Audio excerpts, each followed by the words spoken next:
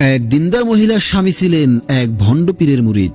একদিন ভণ্ড পীর ওই মহিলাকে মুরিদ বানানোর উদ্দেশ্যে তার বাড়িতে মেহমান হয়ে গেলেন। স্বামী বেচারা তো পীরকে নিজ বাড়িতে দেখে খুশিতে আটখানা। সে পীরকে খাবার দেওয়ার জন্য স্ত্রীকে নির্দেশ দিল। পীর সাহেব দস্তারখানার সামনে বসে ভাবতে লাগলো কিভাবে এই মহিলাকে ভেলকিবাজি দেখিয়ে মুরিদ বানানো যায়। হঠাৎ করে উঠেই পীর একটি লাঠি নিয়ে ছুটতে লাগলো। একবার এদিকে একবার ওদিকে গিয়ে সজোরে মাটিতে আঘাত করে বলতে লাগলো, খবিস দূর হয় এখান থেকে, নাপাক কোথাকার, বের হ। এরপরে হাঁপাতে হাঁপাতে আবার এসে খেতে বসলো।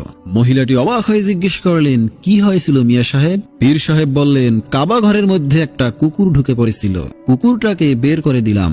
এই কথা শুনেই মহিলাটি ভণ্ড পীরের ভেলকিবাজি বুঝে ফেললেন। আবার ভাবলেন আমারও তো ভুল হতে পারে, তাই পরীক্ষা করা দরকার। তিনি পীর সাহেবের সামনে ভাতের প্লেট দিলেন। পীর সাহেব ভাতের প্লেট সামনে নিয়ে বসে রইলেন। অনেকক্ষণ এভাবে কেটে যাওয়ার পরে মহিলাটি জিজ্ঞেস করলেন, কি হয়েছে মিয়া সাহেব, ভাত খাচ্ছেন না যে? পীর সাহেব বললেন, তরকারি তো দিচ্ছ না, তরকারি ছাড়া কি ভাত খাওয়া যায়? মহিলাটি বলল, বেটা ভণ্ড কোথাকার, এত দূরে কাবা শরীফে কুকুর ঢুকেছে সেটা দেখতে পেলে, আর সামনে প্লেটে ভাতের নিচে তরকারি দেখতে পেলে না, ভণ্ডামির আর জায়গা পাও না। ভণ্ড পীর মহিলাটির কৌশল বুঝতে পেরে অত্যন্ত লজ্জিত হয়ে সেখান থেকে চলে গেলেন। এক দিনদার মহিলার স্বামী ছিলেন এক ভণ্ড পীরের মুরিদ। একদিন ভণ্ড পীর ওই মহিলাকে মুরিদ বানানোর উদ্দেশ্যে তার বাড়িতে মেহমান হয়ে গেলেন। স্বামী বেচারা তো পীরকে নিজ বাড়িতে দেখে খুশিতে আটখানা। সে পীরকে খাবার দেওয়ার জন্য স্ত্রীকে নির্দেশ দিল। পীর সাহেব দস্তারখানার সামনে বসে ভাবতে লাগলো কিভাবে এই মহিলাকে ভেলকিবাজি দেখিয়ে মুরিদ বানানো যায়।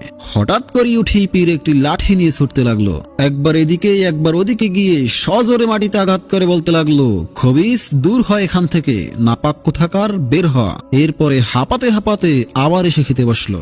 মহিলাটি অবাক হয়ে জিজ্ঞেস করলেন, কি হয়েছিল মিয়া সাহেব? পীর সাহেব বললেন, কাবা ঘরের মধ্যে একটা কুকুর ঢুকে পড়েছিল, কুকুরটাকে বের করে দিলাম।